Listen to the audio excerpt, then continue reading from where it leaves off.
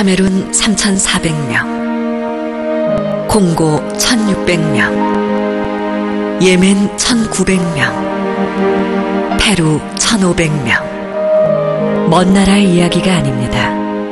기억 속에 잊혀진 질병, 바로 우리의 이야기입니다. 흔히 후진국 질병으로 알고 있는 결핵. 그런데 아직도 우리나라의 결핵 환자 발생률과 사망률이 OECD 국가 중 1위라는 사실 알고 계십니까? 결핵 발생률 일본의 3.5배, 사망률은 미국의 100배나 됩니다.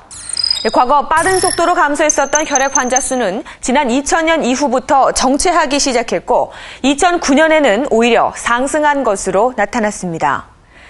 아직도 우리나라에서는 해마다 3만 5천여 명이 새롭게 결핵에 걸리고 2천여 명 이상이 사망합니다. 경제적으로는 후진국을 벗어났다고 하지만 후진국병이라고 불리는 결핵은 여전히 우리 주위를 맴돌고 있습니다. 우리는 왜 아직도 이 결핵에서 벗어나지 못하고 있는 것일까요?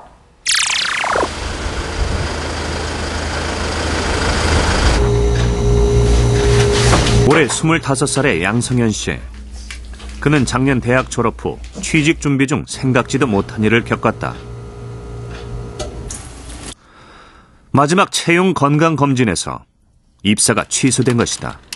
바로 폐결핵 진단 때문이었다.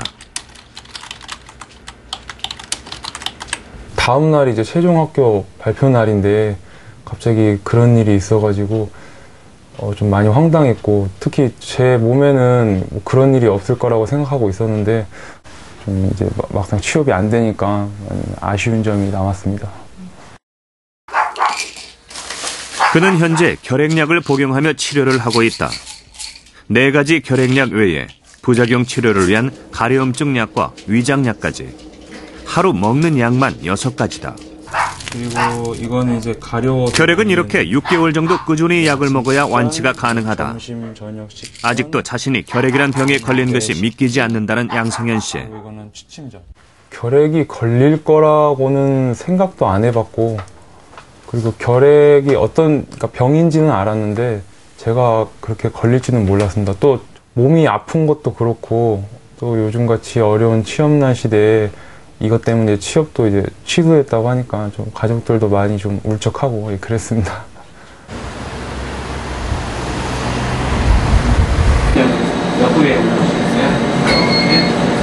그는 약을 복용하면서 정기적으로 병원을 방문해 폐의 상태를 체크한다. 왼쪽 폐 병변 부위에 이렇게 처음 병원을 찾았을 때 양성현 씨의 왼쪽 폐는 조그마한 결절들을 보이며 폐결핵의 전형적인 모습을 띠고 있었다. 아직도 20대 환자가 상당수 결핵 환자를 구성하는 환자고요. 되게 이제 요즘에 상당히 결핵에 대한 관심이 떨어져가지고 사실 결핵이 거의 없다고 생각하는데, 사실은 병원에 방문한 환자들 중에 상당수의 환자들이 결핵으로 고생을 하고 있습니다. 최근 우리나라에서는 20대 결핵 발병률이 증가하며 사회적으로 큰 문제가 되고 있다. 인류 역사상 가장 많은 생명을 앗아간 전염병, 결핵. 1882년 독일의 한 세균학자에 의해 발견된 결핵균은 공기를 통해 전염되는 질환이다.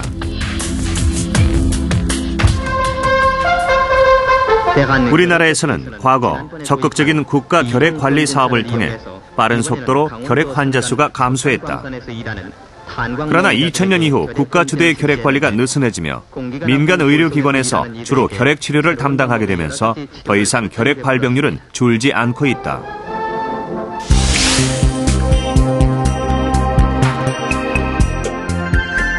결핵균은 주로 공기를 통해 전염된다. 전염성이 있는 폐결핵 환자가 기침 또는 재채기를 할 때 결핵균이 포함되어 있는 수많은 미세한 침방울이 배출된다.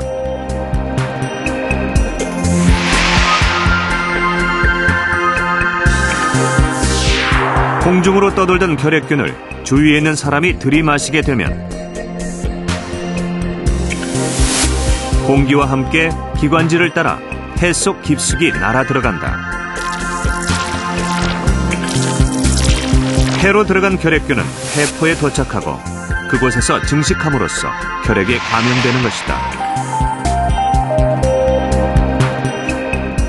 대부분의 경우에는 결국 결핵은 이제 결핵균이라는 세균에 의한 병이기 때문에 치료는 그 세균을 죽일 수 있는 항생제 치료가 이제 기본이 되겠고요.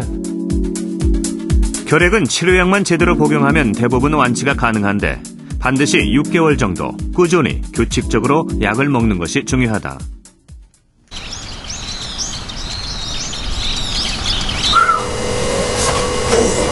올해 38살의 김민진 씨. 그녀는 15년이 넘는 오랜 시간 동안 결핵을 앓고 있다. 입원 치료만 벌써 5년째. 산소 호흡기 없이는 숨을 쉬는 것도 힘들 정도로 상태가 좋지 않다. 하지만 처음 걸렸을 때만 해도 대수롭지 않게 생각했던 결핵이었다. 아프지 않으니까 방심한 거죠. 방치해둔 거죠, 그냥. 그러다가 이제 점점 기침하고 숨차고 걷기 힘들고 또 열나고 하면서 아, 이게 진짜 무서운 병이구나 그런 생각이 든 거죠. 별것 아니라는 생각에 약을 끊은 것이 화근이었다.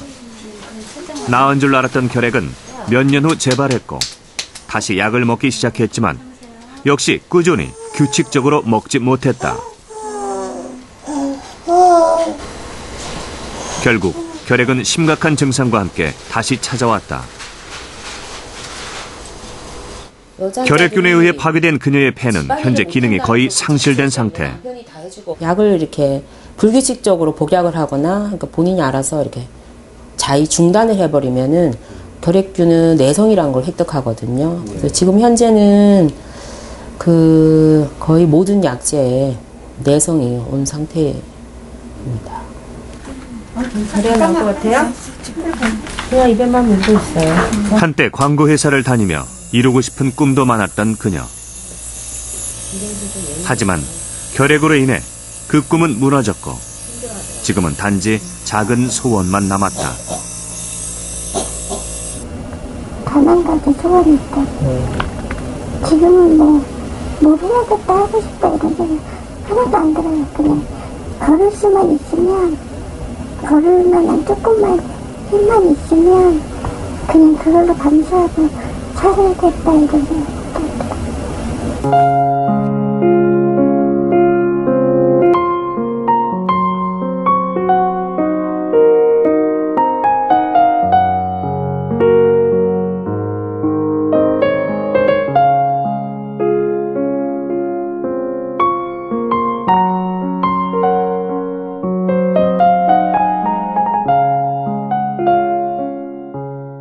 이게 진짜 이렇게 심각한 병이라는 거를 좀 많이 알았으면 좋겠어요. 사람들이 결핵이라 그러면 지금 결핵은 병도 아니야 그러는데 그건 진짜 모르는 소리고 결핵은 진짜 심각한 병이에요. 우리나라 신규 결핵 환자 수는 2009년 35,800명을 넘으며 다시 증가 추세를 보이고 있다. 특히 문제가 되는 것은 결핵약의 내성을 보이는 다제내성 결핵이 증가하고 있다는 것이다.